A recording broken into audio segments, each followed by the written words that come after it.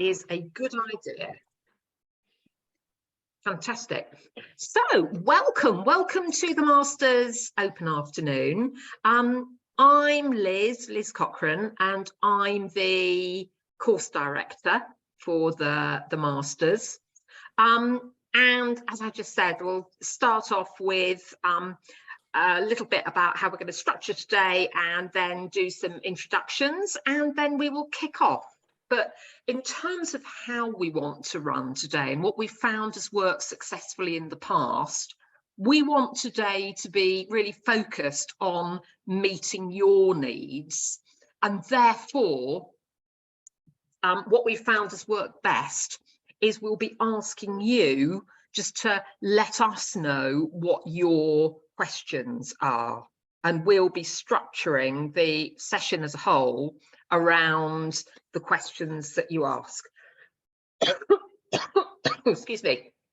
So in a second, we'll the course team and our alumni who've kindly come along today will introduce ourselves, and after that, what I'll be asking everyone to do is have a think about what are the questions, the knottiest, most difficult questions. We're happy to answer anything.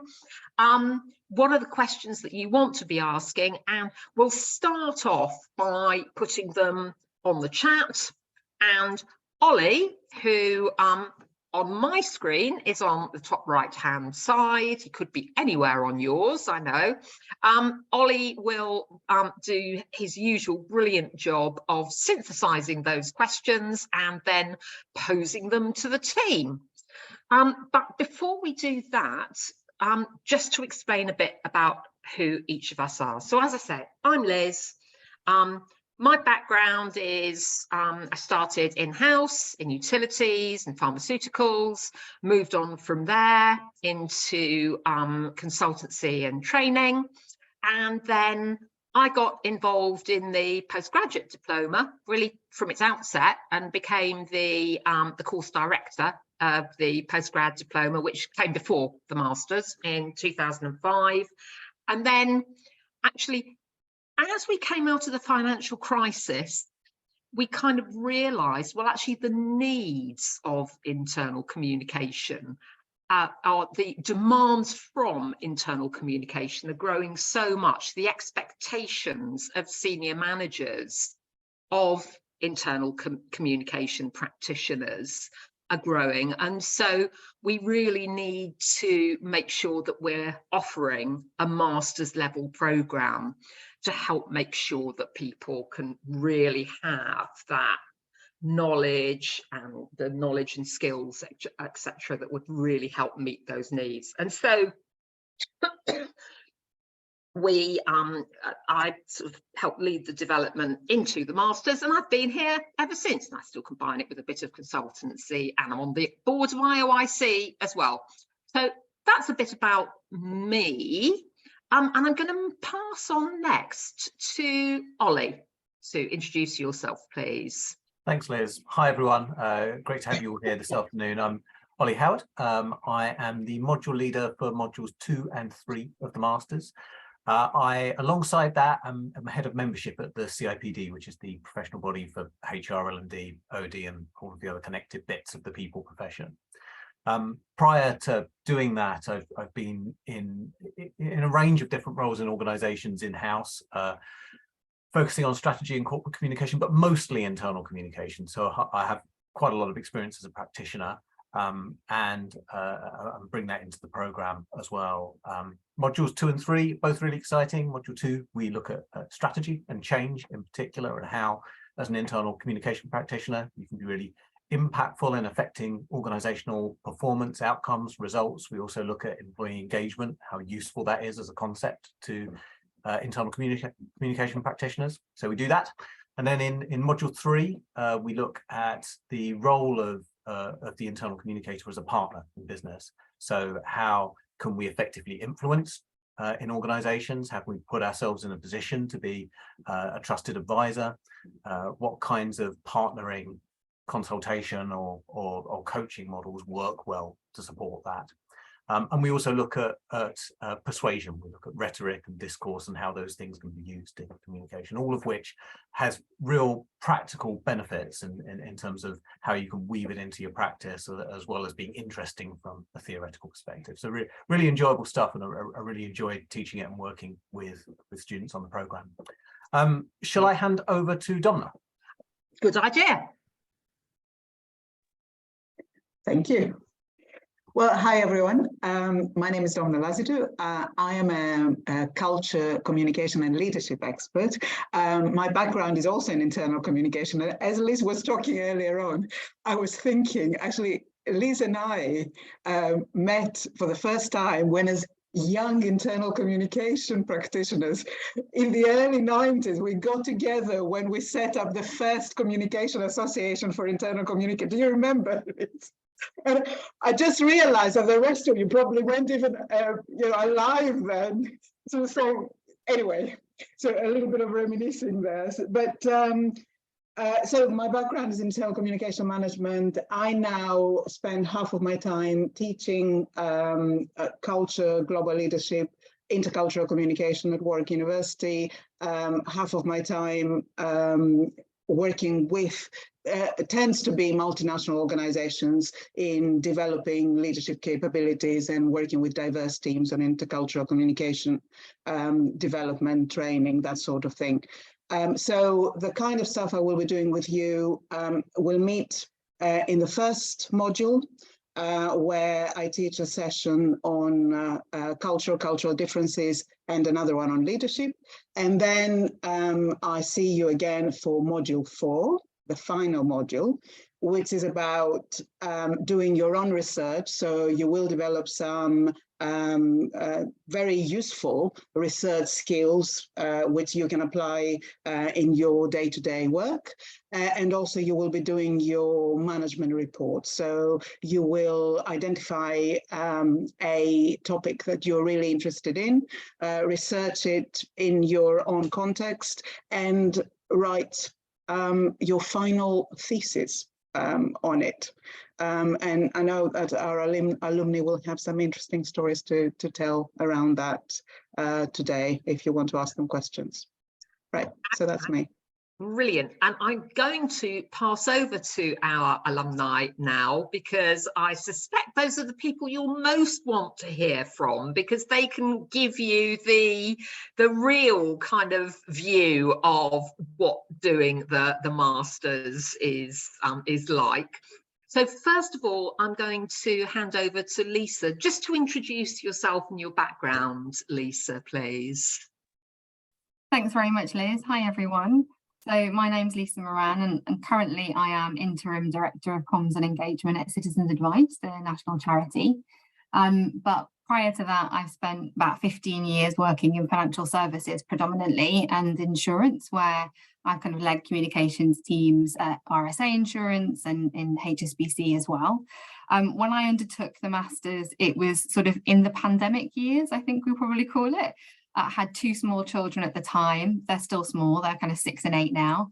But I think it was from the end of 2020 to sort of the end of 2021 was my time when I did the Masters. So yeah, I'm really pleased to see so many people here, because it has been one of the best things I've ever done. That's my plug, Liz. I'll hand back over to you. Fantastic, thank you. And Sue, over to you. Yeah, hello everybody. I'm Sue Palfrey. So I have just completed the last round of the MA. It's finished in December. My background, I know some of the people on the call, Helen in particular, I've come across. So I've worked for lots of different types of organisation for the last 20 odd years. I worked for Virgin Mobile, Virgin Media, and did the Kingston PG, the diploma when it was Kingston back in those days. Then I moved to consultancy side. Then I went to charity and worked for the National Trust for a number of years, and then literally went to complete other extreme and now work for a private equity company as the head of communication, community and engagement.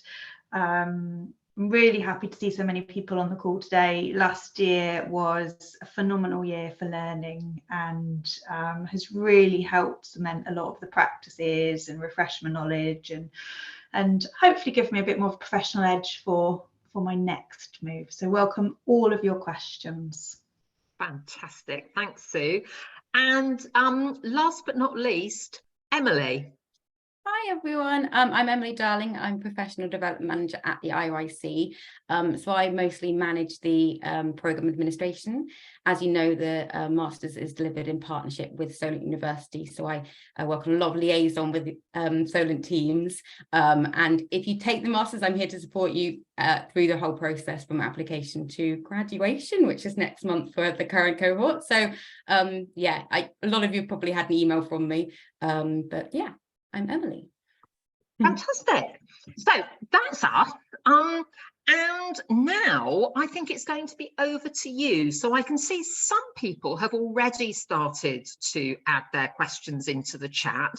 The most efficient way of doing this, certainly to start with, is likely to be carry on, put your questions into the chat, please, and Ollie will field them. It may be later on, you know, we're happy for people to pipe up, etc. as well. We want to be fairly fluid with it. But just as you are thinking of your final questions, I realised as both Ollie and Donma described units 2, 3 and 4, just to complete the picture, as Donma referred to on unit 1, one of the things we look at is culture.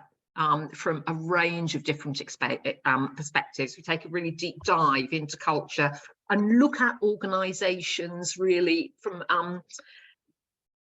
in terms of the dynamics of the organisation and how that has an influence on internal communication and what you can do, what will work, what can't work, won't work, etc. And as part of that, we look at things like power and politics. We look at leadership and leadership's role in communication. And we also look at sense making, which is the most fascinating topic, because you know, it's how we make sense of the world, which sounds really straightforward, but actually there is so much to it. You know, that is, again, just a fascinating topic. So that both completes sort of describing the Masters to you and means it's given people a bit of time to start asking their questions. And I'm now going to hand over to Ollie to take charge and put us through our paces. And I'm please. probably going to ask you a question, Liz, which is the way this generally works. Thanks everyone for adding all of these. I can see that there's more coming through. This is all really helpful stuff and we will get to everything. I will keep an eye on the chat and make sure that we cover everything people raise. Liz, a question about the virtual or in-person side of delivery. So traveling will be more of a challenge for some people than others. Yeah. What is the rule in terms of when people are face-to-face with us versus dialing in remotely, and what difference does it make to people's experience? Okay, I would say, I mean, those of you who've looked at the structure of the course will know that essentially it's structured as 4 lots of 2-day workshops. We do have an induction day as well at the start, and then for each of the workshops we've added a couple of virtual sessions the following week, which contain useful supplementary information, and which are just a couple of hours each. But the main commitment in terms of your time at the sessions is that you'll have 4 lots of 2 days. Each of those is face-to-face, but we do give a virtual option as well. We encourage people where they can to come face-to-face, because the feedback that we're getting from students now is that, you know, it's just such a rich experience when you do it face-to-face. You know, you've got all that time with the other students, you know, in between the sessions, in coffee sessions and all the rest of it. Oh, excuse me. But you can join remotely as well, and we've become increasingly skilled at making sure that we blend those people who are joining virtually and those that are face to face as well.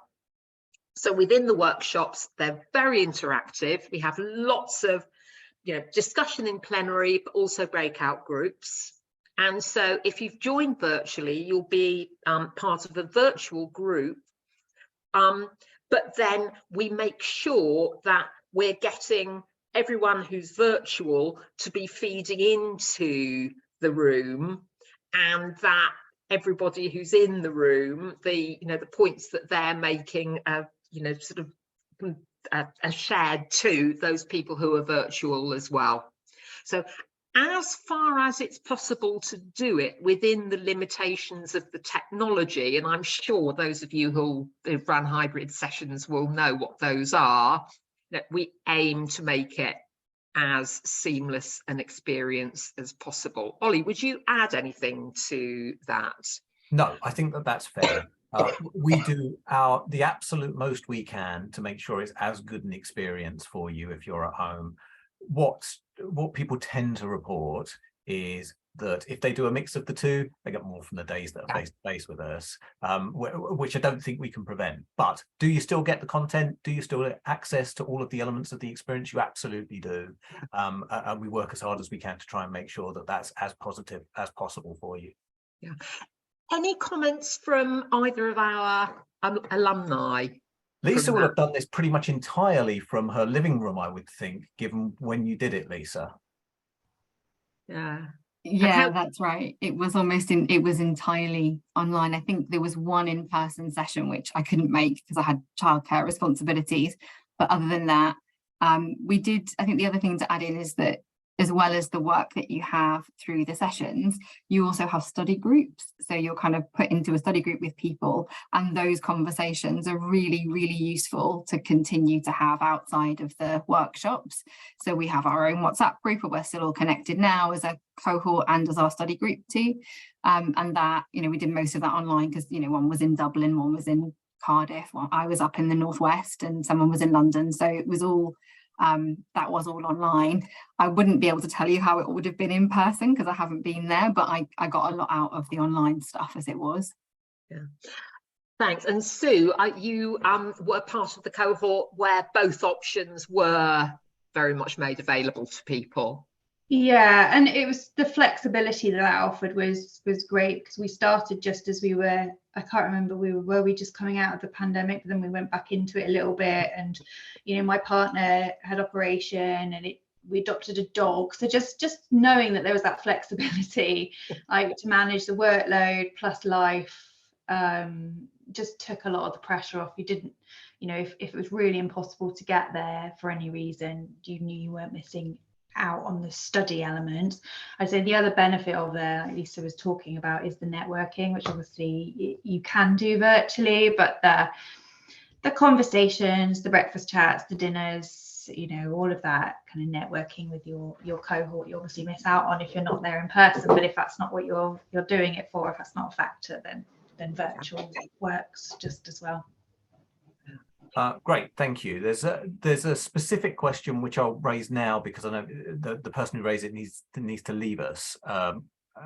So this is around the postgrad diploma that preceded the masters. Someone already has the postgrad diploma. Does that alter what they do on the masters at all? I'll ask you that, Liz. I've got a feeling that Sue, you did this, didn't you? Did you have the postgrad diploma before? So then I'll come to you if you can say a bit about your experience of doing the two. Is that all right? So Liz, in terms of the mechanics. Okay, unfortunately, you're not able to skip any part of the masters as a result of having done the postgrad diploma, and that's to do with the fact that it's Solent that's awarding this particular award, and you are credited. Any of you that join the masters, you will be credited with the first, I think it's 25% of all the academic points you need to have on the basis of your experience in the field. So you would have to do the full masters. Having said that, what I'd say is that we have been constantly revising and just updating the masters, to be meeting the current needs within the business environment. So I think what you'd find is there'll be a bedrock of knowledge in some of the topics that will really stand you in good stead, because you've already got a foundation, but you'll really be able to build on that and take it to a new level. And certainly in terms of like the critical analysis that we're asking for, etc., it is, we're pushing people harder in the masters overall than we did in the postgrad diploma, in order that they get a masters at the end of it and are a master of the profession. But Sue, yeah, you've done both, so again your experience is going to be the most valid. Yeah, and I think I asked the same question when I was first looking to apply. What would I say about that? Couple of observations. One, I'd probably almost completely forgotten a lot of what I did, because I think I must have done it in about a similar time actually to you, Sarah. It was around 2005, 2006 maybe. And it was great to refresh that knowledge. It did feel like a long time ago that I'd done that. But the other thing is, so much has changed in internal comms. I think Bill Quirk was like the fresh young pup at the time, and although he is still the Bible, there's so much more to go at now. Technology, the pandemic, the world is, leadership styles, expectations, everything is different. So it was whereas I'm thinking, oh gosh, this does ring a bell, I was looking at it with completely fresh eyes, and that was really helpful to apply to today and my role today. And then of course you've got 15 years of maturity on top of that. You are a completely different practitioner, so you go into it with a different mindset. You go in more critical, you go in more confident, you go in more maybe not quite a master of your task because you haven't done it yet, but you definitely, you're not quite as swayed by other people's arguments. You can make your own judgment on things, which I found I was doing a lot more than I did in the diploma, which was probably just parroting things that I'd learned to a certain degree and not feeling overly confident with what I was sharing back. So a vast difference. So yeah, you can't top it up, but you don't lose anything by not just topping up a module. Yeah, absolutely. Thank you. Hope that's helpful, Sarah. Let's move on and talk about time and how on earth you find the time to do this thing. And I will definitely come straight to the alum on that. Lisa, let me start with you. How much time and work did you find was involved in this, and what are your tips for managing that? Yeah, I think this is the question that I think all of us had before we embarked upon the masters as well. So I think it's a really common question. I'd say it took a lot of time. I'd say I didn't get into any Netflix. There was no kind of, evening watching TV with my husband. I was probably like sat with a book with my headphones on and he was watching something. I had 2 small children, so it meant that on a Saturday morning he took them swimming and I did some work on the master stuff.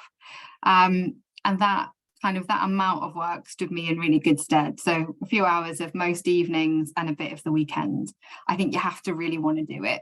And actually it helps because the content is really interesting. So it's not hard work in that you're kind of forcing yourself to read stuff that you don't, maybe apart from Bike, which is, like a bit tricky to get into. There's just one writer that's a bit annoying. But apart from that, I think all the stuff that I read, I found really interesting because this is sort of what we do, isn't it? This is our profession. So, and all of it is kind of adding to your knowledge base. So I didn't find it that much of a slog, but it is a big time commitment. And I think it just needs a lot of sort of planning. I had a big job at the time when I did most of it. I decided to take redundancy for the last couple of months of it because it was on offer at my workplace. And I thought, actually, this means I can focus on my management report and do that and take a bit of time before I look and see what I want to do next. So I did that. But for most of it, it was enough for me to be doing a bit of time at the weekend and then, kind of reading some stuff most evenings. Don't know if that's helpful. Thanks, Lisa. Really helpful. Sue, tell us a bit about your experience of this. not dissimilar to Lisa. It's just being disciplined was the big thing for me. It depends on your learning style. I can't just pick things up. I'm not a natural, you know, I don't have a photogenic memory or anything. So it was just that being really clear from the outset what were going to be my hours. Was there any time I could carve out in work time at any point and use that? But saying a certain period on the weekend was my master's time and not budging from that. It's only 12 months. It goes by in a shot. But yeah, I think you have to be realistic. It's a lot of work, but it is fascinating. It's you already know a lot of it, and you'll go down rabbit holes of your interest as well. So those elements don't feel like work, but you've just got to set aside what you can early, I'd say. Thank you. So Lisa, you have something to add? Yeah, thank you. Sorry, I just thought as well, which was really helpful, but I'd forgotten about it. So it just prompted me when Sue started talking. I thought, oh, yeah. So when we had our study groups, actually, one of the things that really worked there was we could share a lot of stuff. You know, actually, I found this really great article. So you're not having to do it all yourself. You're not trawling through to find, you know, actually the tutors give you a really great reading list. But if you're looking for other things and you want to take your kind of assignments in certain ways, I think that's been really useful as well. The study groups being able to point people to similar articles or things. Actually, you mentioned you're interested in this. I spotted this. Have you seen it? And that kind of saves you a lot of time as well. Yeah. And also their perspectives on stuff too is really helpful. I was going to build on what you both said with a similar point, actually. You can be efficient in how you do this, and you can be inefficient. And if following up on things that you think are interesting or reading whole books because you can't stop reading them is a thing that happens to you, then you'll get a great deal out of that and some interesting learning, but it won't be the most efficient way for you to get the assessments done and get through the modules. So it's often you just have to make some sacrifices during those pieces of work in order to focus on the things that are actually going to be important in getting you to the finished report that you're going to submit to us. So if we give you lots of tips early on in the program as to how to work in that way, if you follow those and stick to those, in general, the amount of time doesn't get out of control. It's if you stray from that it can be quite easy for it to take over, I think. But we offer a lot of support as you're starting to work through the assessments throughout the program to try and guide you in the right direction. So you're not left on your own to battle with that. Liz, anything you wanted to add? Yeah, I was just going to say, and it does depend on how you want to approach the masters as well, because both Lisa and Sue did absolutely grab it with both hands and immerse themselves in it and gobbled it up as much knowledge as they could. Some other people will take a decision, right, I want to, do the masters, but I'm going to be very disciplined. I'm going to do enough that I know that I'll cover the ground and I'll be able to get a pass. And, sort of, if you decide to go down that route, then you would find that it's not, you're not talking about the same level as time as if you're really aiming to get the absolute maximum and get a distinction at the end of it. Yeah. So it does depend, but yeah, efficiency is important, and that's why we put so much emphasis on that and discourage people hugely from reading entire things if they don't need to. It's being strategic is a huge part of it. Get what you need, get out. Yes, exactly. That's the trick for books. Okay. Liz, quick fire round on entry criteria and application process. So firstly, if you don't have an undergraduate degree, what do you need to do then? That is not a problem, as long as you can show you have got good experience in internal comms. Then what we can do as part of the application process is, you'll need to do an interview with me and submit your various pieces of work to show that you're working at a required standard in internal comms terms. But then I take people through like a sample assignment, which I use very much as a coaching opportunity. So what I'll do is set you this assignment, give you, resources that you can use to be writing it, and then you send through drafts to me and I comment on them, and we just keep going until you're really clear on the kind of the style and expectations that we need. And it's interesting, and this year is no exception. We often find that the people who didn't have a degree when they joined the programme are amongst the people who are most successful on the programme itself. So please don't let that be a disincentive at all. Okay, so that's number one on that. Number two, which you've just described a little bit, but let's dig into it a little bit more. How much experience do you need as a practitioner, and how do we assess that as part of the entry process? Okay, so we talk about people needing a significant amount of experience. I think the best way of looking at this, because sometimes people have worked from internal communication from day one, other times people have come in from different disciplines such as HR, etc. So they might not have as many years in IC, but it's if you are really competent in terms of just the general day-to-day management of internal communication, really. So level 2 on the profession map, those of you that are familiar with the profession map, if you're not, please look at it. It's on the IOIC website. It's great, though I am slightly biased because I was involved in facilitating it happening. But if you're either looking to really move into a strategic level job, or if you're already in one, those are the two kind of cohorts or groups of people that come together to make a cohort. So, you might be just on that stepping stone to move into the job, the strategic job, but not there yet.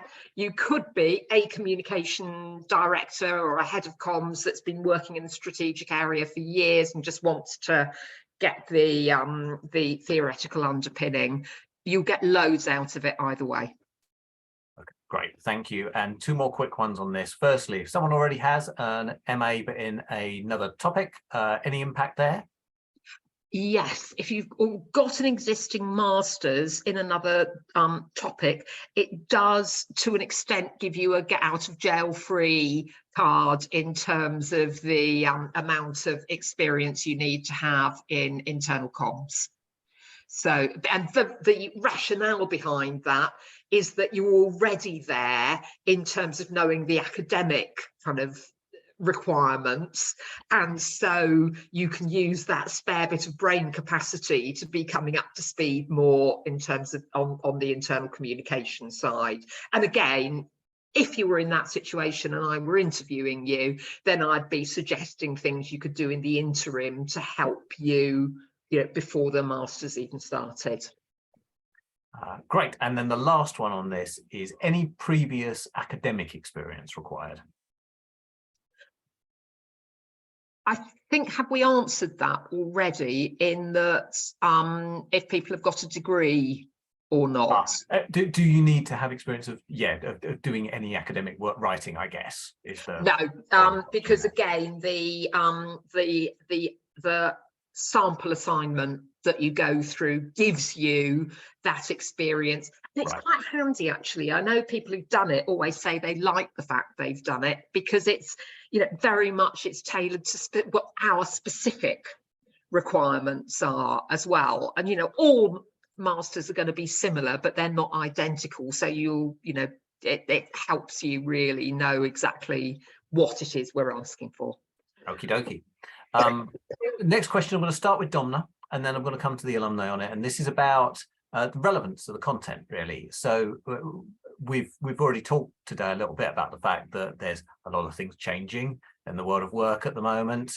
People will have generative AI on their minds at the moment, but prior to that, you had the significant shift to hybrid working, and you can go back and back and back. There are forces changing the world of work. So how relevant does the source material that we cover on the Masters remain in the face of that?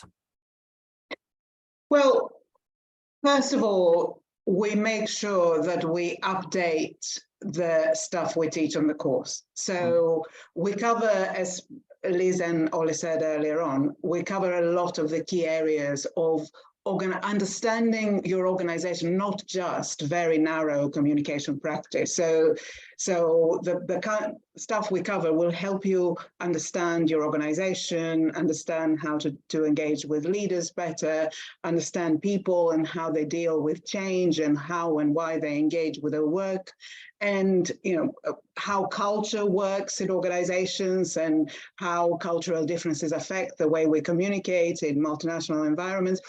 In all of these areas, we make sure we keep on top of the relevant literature, not just what is being said and what is being covered amongst practitioners, good practitioners like Bill Quirk, for example, but also in academia. So from that perspective, there will always be new stuff to learn, and you will always be ahead of what most of your cohort who are not studying kind of know and understand. There will be things, I mean, at the moment, we don't know exactly what AI will do to our profession. We can assume that there will be several areas of our practice that indeed will be taken over by AI. For example, AI will be able to produce, to write most of the stuff we now write and produce strategies and things like that. The thing that AI possibly will never be able to completely do, which the course will give you, is kind of learning how to learn, first of all, learning how to think, learning how to challenge, to be critical about, the sources you're presented with. And these are skills that you will need, not just in your present role, but, wherever you go and however you develop your career. I think that's kind of my thinking around that. Yeah, I think that's very fair, Domna. We cover during the third workshop specifically trends in the future of work, and we ask you to have to think about those in the context of internal communication and introduce you to some emerging thinking in those areas. So we do specifically look at some of the more recent impacts, but I would agree with the core point there that in a world that's unpredictable and changing fast, having the skills of a generalist can allow you to apply yourself to any challenge that emerges. And that's exactly what a lot of what we do is about. Sue, anything that you would add about relevance of the content? Yes, as you were talking, I think from our cohort, we were all fascinated by the impact of the pandemic and hybrid working, but it was probably too early for any of the research papers, the authenticated research papers to be out on that. However, what we've got, which you can tap into, are podcasts and blogs and practitioner books and lots of think pieces, which, although should never be your main source of information, you can use as kind of top-up sources, if you like, or counter arguments. And we get the speakers in on the workshops as well, the kind of sub workshops. So Rachel Miller comes in and talks about trends as well, and you hear sort of the more up-to-date pieces there. And I'd say that the obvious thing is, where one of the things you're judged on is your critical thinking. I think, like you've already said, if things have moved on since most of the research was conducted, you've kind of got a bit of an open goal there, really, in terms of things have changed. You can build that into some of your critical thinking without thinking too hard about it, would be my suggestion.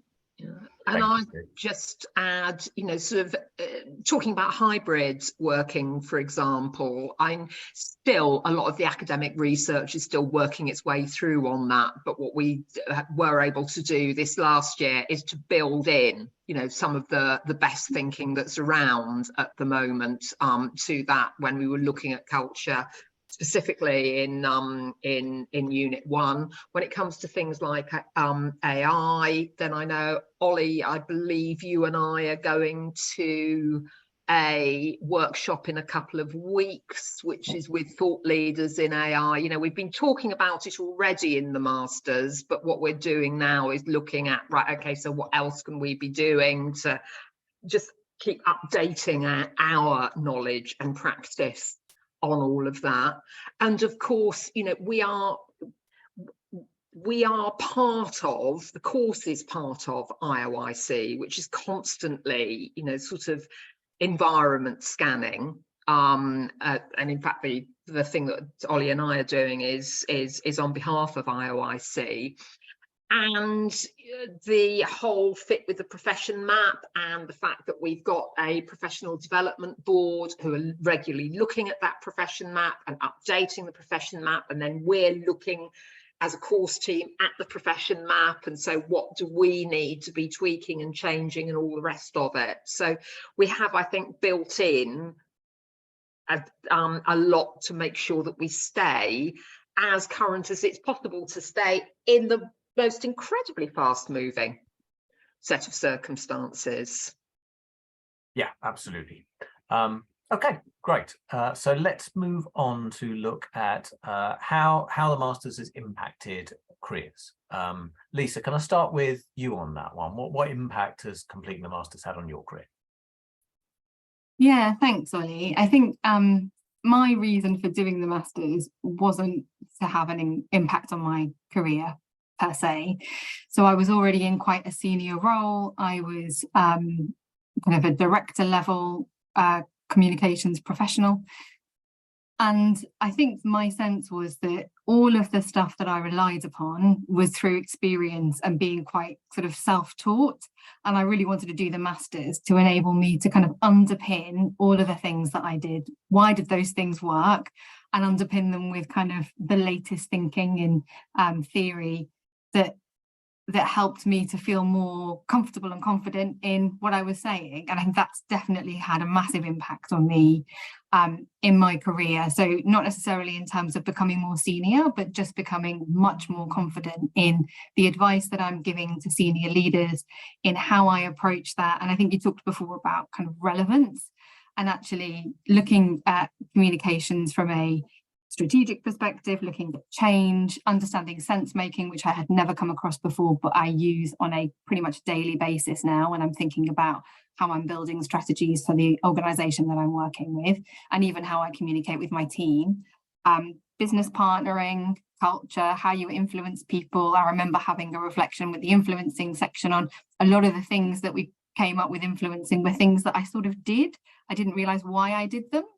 And so there was a real comfort in understanding more about that stuff, to understand, that's what's actually happening there. So it sort of shone a light on things and made me feel much more comfortable in advising senior leaders around some of the things that I needed to, because I had that strength of material behind me that I knew that I was advising them from a place that wasn't just experience led. I've seen this work before, I know how this works, but also had that real theoretical underpinning. So I think for me, it's a confidence thing.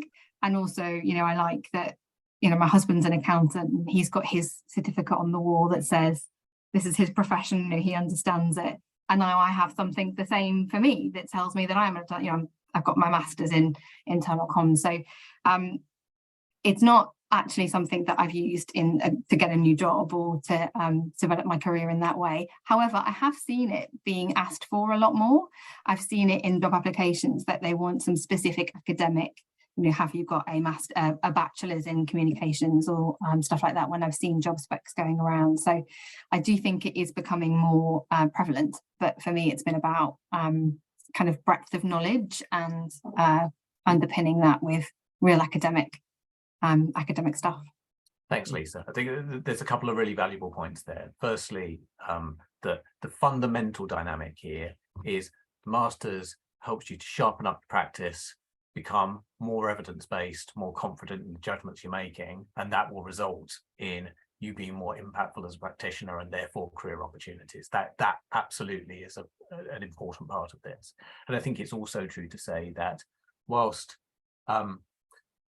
the internal communications profession is not as mature as accountancy or HR. It doesn't have that sense that a qualification is an absolute requirement in order to get you into a certain level of role. It's maturing, and in a maturing profession, the presence of a qualification on your record is going to become more of a differentiator rather than less of one over time. And I think that we've seen that with things like the growth of the IOIC membership as well, the introduction of self-assessment in order to work out which level of membership you get into. A lot of the hallmarks of a profession that has more maturity and more structure around it are appearing around internal communication because of its importance to organizations. So it absolutely something I think will happen more and more. Sue, is there anything you'd add to what Lisa said? It was a great answer, Lisa. That reflects my experiences. The only thing I would add was observations of other people in my group, there were a couple of people who took on bigger, broader roles. And I remember them specifically saying in the group chat, my master's has helped with this, and that was before they even completed it. And the other thing that I've seen as well from a consultant was, I believe she is marketing herself now on part of the project she completed at the end, and she's managed to get herself freelancing contracting into a partnering with a consultancy, and she is selling the expertise that she's got in the topic of her final project. So kind of a career move in a slightly different way, in that she's massively broadening her clients and her commercial opportunity through it. Yeah, and you're entirely right, Sue. We had at least one, perhaps two from the cohort that year who landed new jobs during the Masters, and attributed at least part of that to being on the programme. Liz, you got something to add? Yeah, just briefly, just to say that Andrew Harvey, who some of you may know, he's the MD of VMA, a big recruitment agency for internal comms and change roles, and he's on the IOIC board as well, and he says that sort of having a qualification is a really big differentiator when it comes to actually submitting your applications places and getting that interview, so you can really show what you're made of. And then of course you've got all the underpinning knowledge to back that up with once you're there facing your recruiter. Great, thank you, Liz. Yes, so lots to, we're going to say these things, but there's genuinely truth in all of it. So hopefully something worth considering. Okay, couple of questions, Liz, on doing the Masters in a slightly atypical role. So obviously most of the people we have on the programme tend to be in in-house roles and tend to be working at that kind of business partner to head of to director sort of level. What about if you're working in as a freelancer, as a consultant? Yeah, no, we've had plenty of people that have been working as consultants, freelancers, interims, etc., and it in no way is a disadvantage, I'd say, for doing the Masters. What you will be doing for each of the assessments, we're very, very strong on theory into practice. We are not interested in theory for its own sake. It's useful when you can apply it. And so our assessments all get you to be applying the theory to an organisation.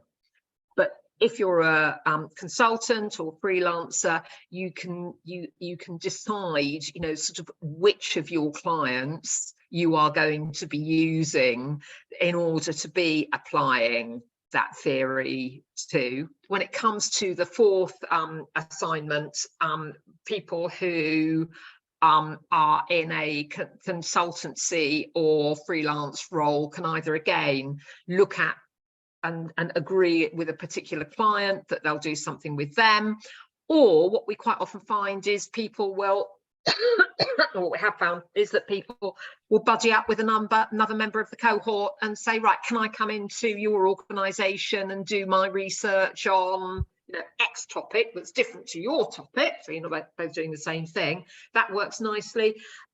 And we've also had people who come the final assignment have said, right, I'm interested in doing a pan-organisational study on something. So looking, interviewing internal comms managers across a range of organisations on a particular topic as well. So it's all doable, and we can also help where people are thinking, oh, you know, I've just left an organisation, can I still use that organisation? Yes, absolutely you can, and we'll kind of give you the hints and tips to make sure you can do that. Great.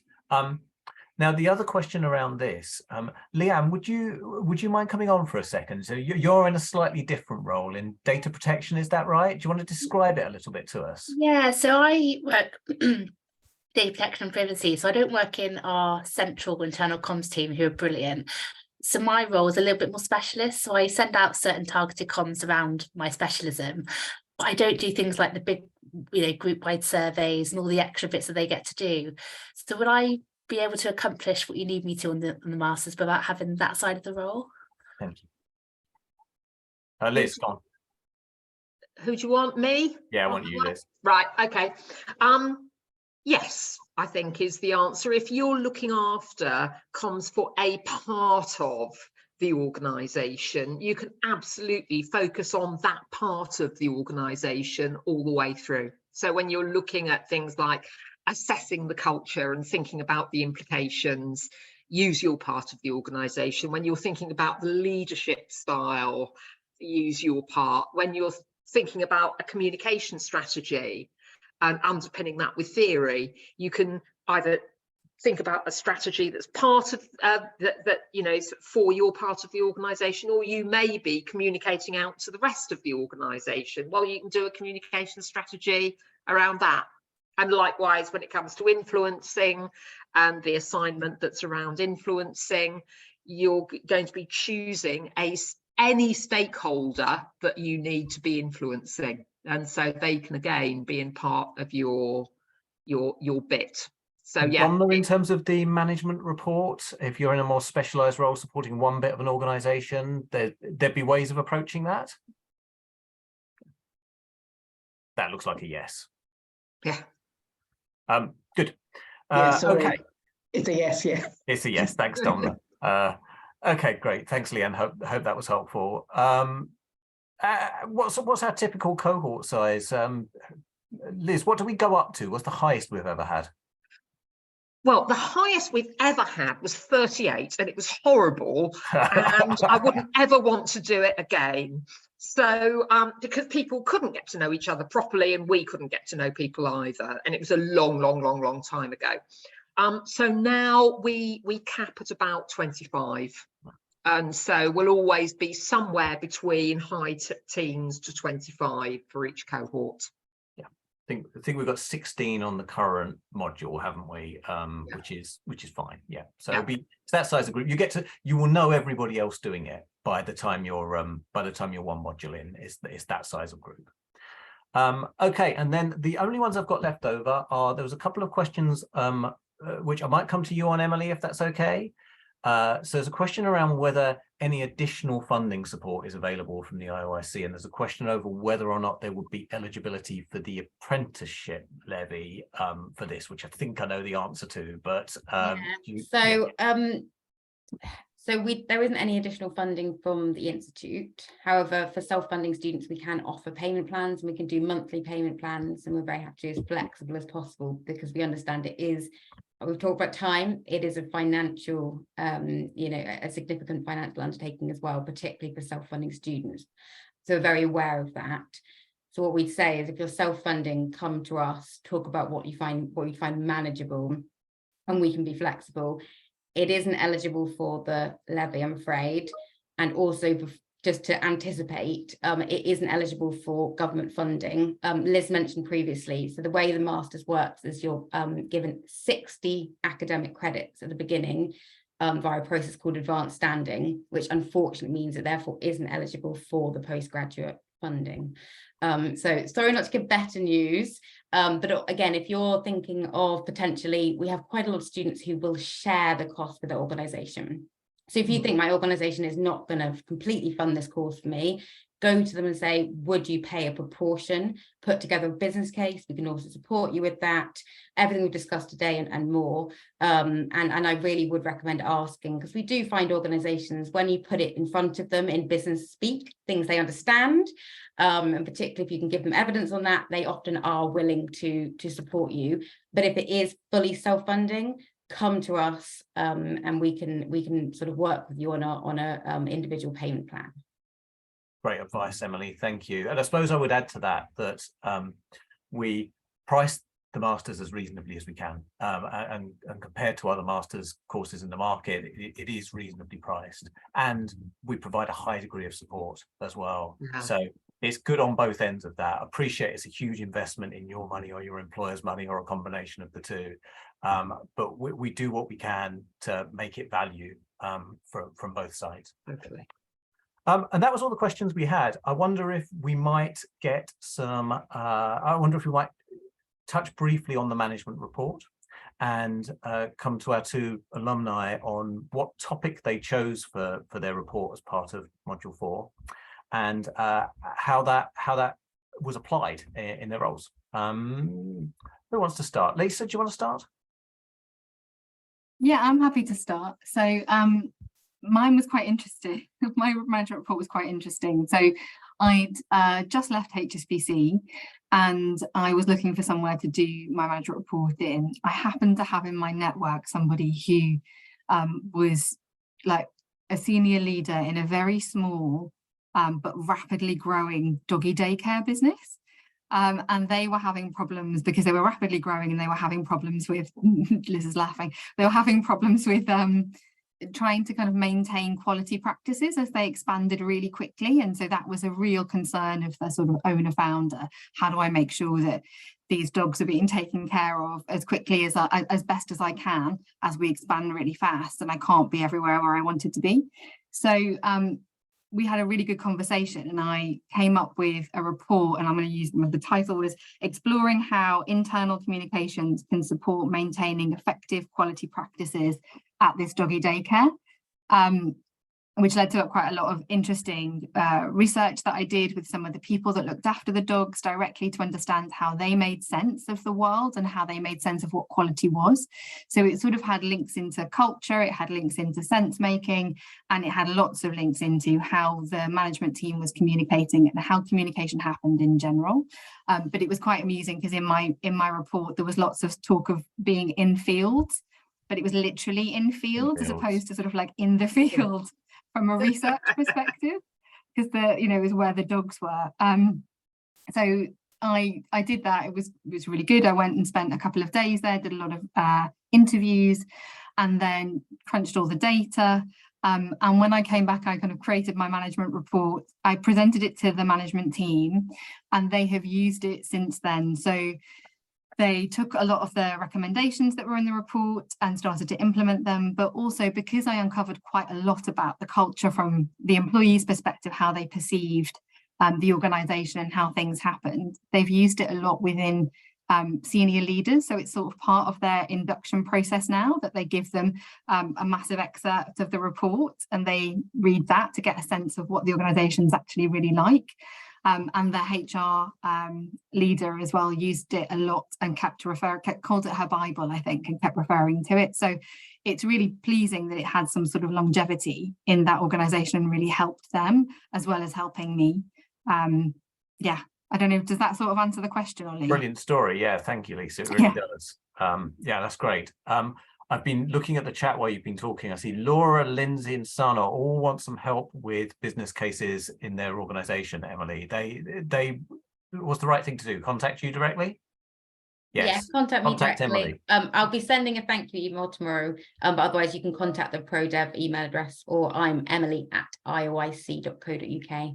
There we go. All right, yeah, let's get those business cases moving. Brilliant. Okay, Sue, your management report, please. Yeah, I'm really jealous of Lisa's dog. I wasn't anywhere near as cute. So interestingly, when I started the Masters, I had a couple of topics in mind, which was also really helpful for being laser beam on any information that came up through the year that might might help when I decided my topics. I ended up exploring my management reports on the effectiveness of the Cascade process in my organisation and what recommendations I'd make to improve its effectiveness. Those of you that know me know I have a real issue with the way cascades are bandied about, and are sometimes quite a lazy solution that don't really work in practice. So this was my opportunity to do a really deep dive into what was happening when we were talking about cascades in our business. It was a real opportunity to really bust some myths and show the exec leadership team that when they thought things were getting cascaded, they absolutely weren't. Helping people understand what Cascade actually was, and it just gave me the chance to do a really deep dive through the line of one of our sites and prove that what they were doing over and over and over and over again was not effective. So off the back of that, people now understand what a cascade is, which is always a helpful starting point. They know where the blockers are, and they have absolutely put into place communication skills training for leaders, which is now going to roll out for the managers as a direct result of the report. I work with engineers, so showing them evidence-based research was really important to get them on side. And to understand this is the problem, this is what needs to be fixed, and it makes me very happy to see they're not, they don't quite get it yet, but they are rolling out at least the basic training, and we are on the journey to making some improvements as a direct result of that report. So it's great. Brilliant. That's two examples of a real change in organisations as a consequence of the work done here. No doggy daycare though, it's not quite the same. Understood. Right. Just picking up on a couple that have come in. I think we talked about the business cases. Do we have links with industry to help with job seeking at the end? Is there anything specific we do? We have a reasonably close relationship with VMA. We've had them involved in the programme before. That's something we could look at again, Liz. I think we've not done that last couple of years, but might reintroduce it. Yeah, I think we should. Yeah. So informally, yes, but nothing formal. Of course, there's things like the mentoring program as well through OIC, which is really good value. So if you're looking for a next step afterwards to how do I take what I've learned from this and apply it in the jobs market, there's support available through that sort of thing. Former Solent students, would they be eligible for an alumni discount? I don't know the answer to that one. I was looking at that. I'm not sure. I'd have to contact them. As you know, it's delivered a partnership, so I couldn't guarantee. So again, if you email me, Anastasia, I can contact our partners at Solent and see if you get a discount from them. Okay, I'm not sure we've had a Solent graduate before, so. It's a new one for us. Okay, and coming back to questions about time, specifically on arrangements with your employers. What arrangement did you come to with your employers, and how much time, if any, did they allow you in your case? Understanding that this is going to be really different for different employers. But Lisa, Sue, what were your experiences? Lisa? Yeah, thanks, Ollie. So I think I made as much use as I could of the sort of general benefits that you never make use of, really, do you, like in an organisation? So I know that we had study days that we were allowed. I think they gave me 5 study days, so I used them towards the sessions that we had kind of for each module, so I put them towards that. And I know that we had other things that we could kind of bill for professional development, so I used them to buy books basically, and I self-funded the rest of it because I knew I wasn't going to stay at that organisation for that much longer. So if I'd have gotten them or asked them to fund it for me, that would have been, I would have had to have paid it back anyway. So I thought, actually, no, I'm going to make this investment in myself. Yeah, I don't know if that's kind of as much as I got from them, to be honest. But I think being in a relatively senior role, like I could have probably found some more time in the day, because it wasn't sort of like I was managed 9 to 5 in terms of hours. But yeah, that's probably as much as I did as my employer. Sue, how about you? My company paid for mine, so my boss said when it's quiet, use the time, use your work, what would typically be your work time for study. Life gets in the way, work gets in the way. That is hard. I tried to carve out Friday afternoons as a reading afternoon. Generally was able to stick to that, unless obviously the inevitable crisis happens, because it happens on a Friday afternoon always. So I think it's just an upfront conversation to have, particularly and I guess if they're investing in you, they've got to give you the time, would be my argument. If you're self-funding, it's probably just a grown-up conversation up front. Yeah, even if you're self-funding, then your study days may well be a policy you have. It'll be buried somewhere on the intranet that you may be responsible for partially managing. Flexible working requests. There are various avenues you can potentially go down in order to try and carve out the time, and the extent to which you need to do that formally versus informally will depend to a large degree on the culture of your organization, the relationship you have with your boss, all of those things. But something is usually possible. It depends largely on the context. Liz, you've seen more of these than me. Any others that you? Yeah, I think I'd say, yeah, it depends so much. Some people say that they have, sort of negotiated X number of days per month or whatever. Other examples are much closer to Lisa and Sue. I think the other thing that I would say is what we aim to do is make sure that the assignments are as kind of relatable to your work as possible. So, for example, the second assignment is asking you to put together a strategy that you potentially are working on right now and academically critique that. Well, if you're working on it now, nab some time from work to be doing that. Likewise, you've seen the value that both Lisa and Sue, the organisations that they were working for, have got from the management report. You're doing that as essentially a consultancy report into the organisation. Make sure you're using some organisation time to be doing it, would be my view. Donna, I don't know if you'd add anything to that at all.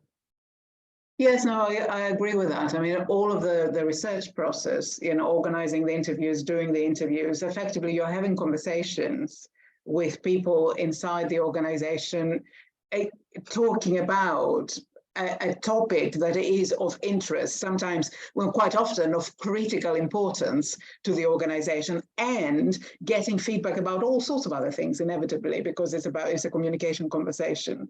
So there's no reason why you can't be doing this or a lot of this in work time. Yeah. Okay. I keep on almost wrapping up, and then another question comes through. I'm not sure the question, but I saw the program has offline classes. Are they required to attend, or if I live in a? So this is back to the first question again around whether we can offer the course entirely online. Yes, it's possible to do that. Katerina is the bottom line. You could do the whole thing that way. There are some benefits to being face-to-face with us for some of it, if you can be. Okay, I think that is everything, but I'll just give it a second for, if anyone's asked a question that I haven't picked up on, firstly, sorry, secondly, raise it now. Or if anyone has any other questions, then please do speak up or raise your hand. Okay, I think we're good then.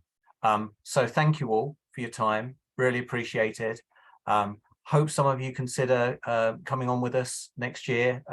It's a really, as I hope you've heard from Sue and Lisa, a really valuable experience that people get a huge amount out of. We really enjoy working on it as well. Liz, is there anything you want to add before we let people go?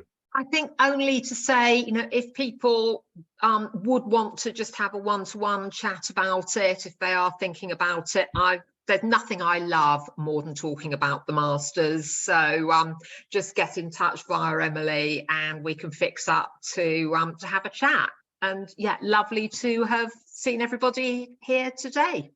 Thanks all. We'll let you get on with your afternoons then. Thank you. Okay. Good to see you all. Thanks. Bye. Bye.